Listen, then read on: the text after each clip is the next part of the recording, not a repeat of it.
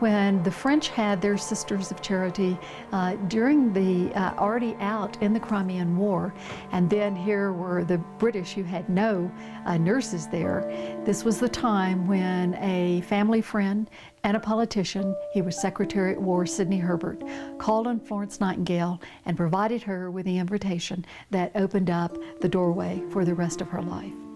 Dear Miss Nightingale, you will have seen in the papers that there is a great deficiency of nurses at the hospital of Scutari, none but male nurses having ever been admitted to military hospitals. But at Scutari, no military reason exists against their introduction, and I am confident they might be introduced with great benefit.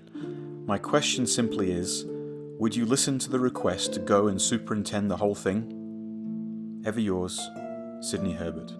She was primarily stationed at a place called Scutari. And just imagine that you're walking down these great hallways.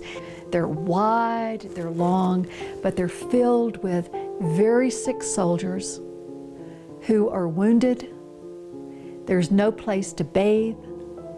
They're vomiting, they're sick, they're urinating on the floor. If they can get tobacco, they're chewing and they're spitting it on the floor.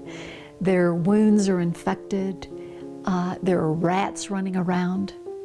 It is filthy. And this is what she was confronted with.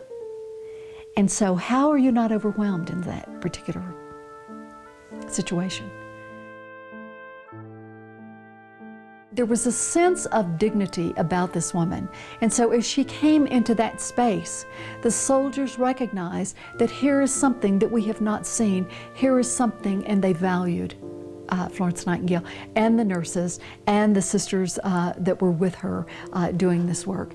And so there was a quietness, there was a calmness, and literally soldiers did write home that they would kiss the shadow because she would make her rounds with a Turkish lantern and it would cast a large shadow on the wall, and they were said to have kissed it. Henry Wadsworth Longfellow wrote a poem that appeared in November of 1857 in the first publication of Atlantic Monthly.